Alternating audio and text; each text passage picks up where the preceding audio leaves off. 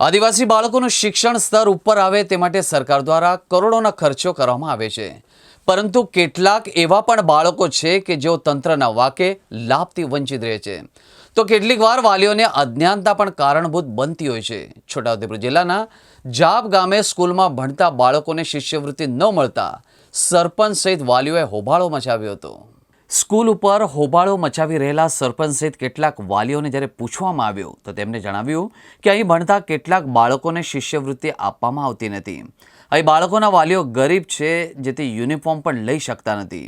જો આવા બાળકોને શિષ્યવૃત્તિ આપવામાં આવે તો તેઓ યુનિફોર્મ કે બાળકોને ભણવા માટેનો ખર્ચ ઉઠાવી શકે। અહીં ભણતા 161 બાળકો શિષ્યવૃત્તિ મેળવવાના હકદાર છે અને શિષ્યવૃત્તિ મેળવવા માટે તેમને ઓનલાઈન ફોર્મ ભરવાનું હોય છે, આધાર કાર્ડ બેંકમાં લિંક કરવાનું હોય છે। જેમને આ પ્રક્રિયા કરી છે તેમને લાભ મળે છે, જ્યારે જેમના ફોર્મ ભરાયા નથી તેઓ લાભથી વંચિત રહ્યા છે। ત્યારે વાલીઓનું કહેવું છે કે કેટલાક અભણ અને અજ્ઞાન વાલીઓને આ બાબતની જાણકારી નહોતી, તેમના બાળકો સરકારના આ લાભથી વંચિત રહી જાય છે, જેથી ખરેખર આવા વાલીઓ સરકારની યોજનાની જાણકારી મળે તેવી વ્યવસ્થા કરવી જોઈએ। સ્કૂલમાં વાલીંગ મીટિંગ કરવી જોઈએ અને તંત્ર દ્વારા પણ સેમિનાર ગોઠવવા જોઈએ કે જેથી વાલીઓને જાણકારી મળે।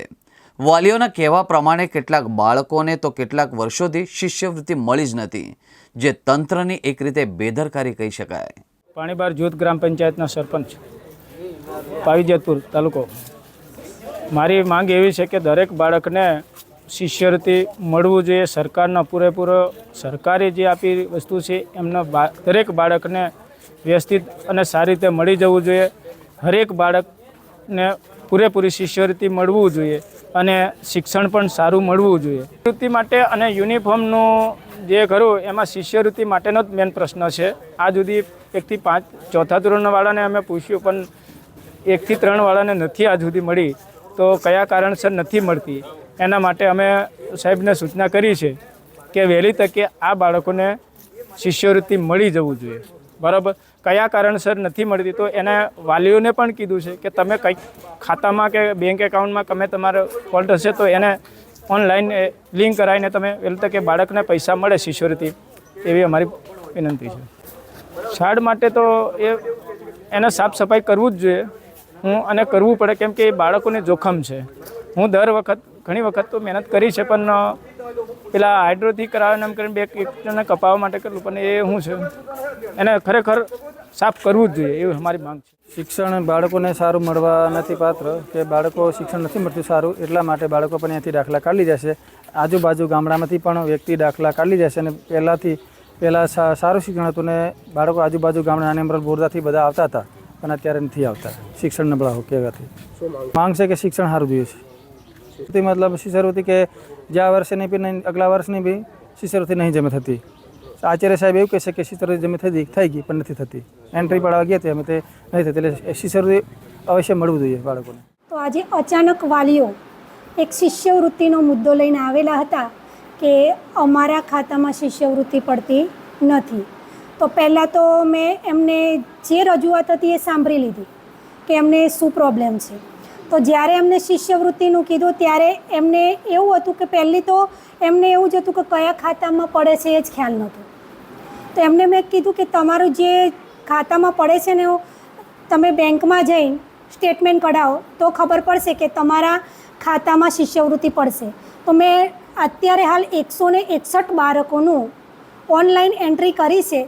તો અમુક બાળકો આધાર લિંક, અમુક બાળકો છે તો આધાર લિંક વગર જે શિષ્યવૃત્તિ મળતી નથી, તો અમુક બાળકોના ખાતા પ્રપોઝલ બનતી નથી, એટલા માટે એ અમુક બાળકો વંચિત રહે છે। તો અમે અમુક વાલી મિટિંગ ભરીએ છીએ, તો એમાં અમુક વાલીઓ આવે છે, અમુક વાલીઓ વારંવાર મિટિંગ ભરતા, અમુક વાલીઓ તો આવતા નથી, અને જે આવે છે એને તો અમે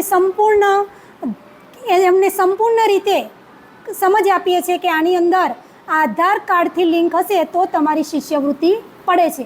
અને બીજું એક કે દરેક વાલીને કે 2 કે 3 બાળકો હોય છે, એમાં અત્યારે વાલીનું એક જ ખાતું હોય તો એક જ બાળકને શિષ્યવૃત્તિ મળવા પાત્ર છે એવું સમજાવીએ છીએ। એટલે કે તમે આપણે દરેક બાળકના ઉપરના ધોરણના કાં તો ખાતા ખોલી દો, કાં તો તમારું મમ્મી પપ્પાનું ખાતું હોય તો અમને આપી દો, એવું પણ સમજાવીએ છીએ। અને બીજા બાળકો કદાચ રહી ગયેલા હોય તો પણ અમે કીધું કે કદાચ રહી ગયા હોય તો આ વખતે પૂર્તતા કરી દઈશું, એટલી અમે પાછી બાહેંધરી લીધી. પણ અમુકને તો પડે જ છે શિષ્યવૃત્તિ, પણ એમને ખબર નથી કે કયા ખાતામાં શિષ્યવૃત્તિ પડે છે. તો અત્યારે અમે એમની પાસબુક મંગાવીને ચેક કર્યું તો શિષ્યવૃત્તિ પડતી જ હતી. તો એ વાતનું ક્લિયર થઈ ગયું. અને બીજું મારી એક ખાસ રિક્વેસ્ટ હતી કે બાજુની કેમ્પસની અંદર જ કે એક વડ પડેલો છે, વડ હતો કેમ્પસની બહાર પણ એ ચોમાસાની અંદર પડેલો હતો. તો એમાં મેં આગળ પંચનામું બી કરાયેલું હતું. તો આગળ જાણ બી કરી, તાલુકામાં પણ જાણ કરતી. તો ત્યારે એવું થયું કે આ તો મેડમ પંચાયત લાગે, તો તમારે પંચાયત દ્વારા કરાવવું પડશે. તેમાં સરપંચને ને બધાને મેં જાણ કરી. સરપંચને મને થોડોક પ્રયત્નો કર્યા હતા, તો એમાંય પણ સરપંચ સાહેબે, વાલીઓએ બધી ઘણી 2 થી 4 વખત મિટિંગ ભરી, પણ એનો કોઈ નિવેડો આવ્યો નહીં. છતાંય મને બાળકોનું રિસ્ક લાગતું હતું. ત્યારે એક ભાઈને બોલાયા, તો ઉપરનું તો મેં મારી રીતે કપાઈને સોલ્વ કરાવી દીધું. મારા ઉપર ઘણા આક્ષેપો હતા, છતાંય મેં મારા રિસ્કે એ તો કપાઈ નીચે ફેંકી દીધું.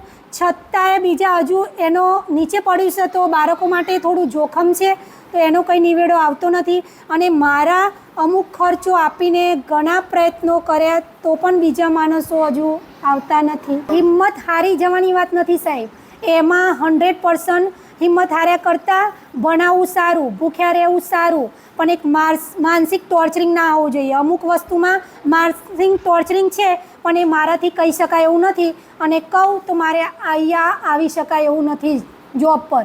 એટલે એટલા માટે હું વધારે પડતું કહેવા માગતી નથી સાહેબ.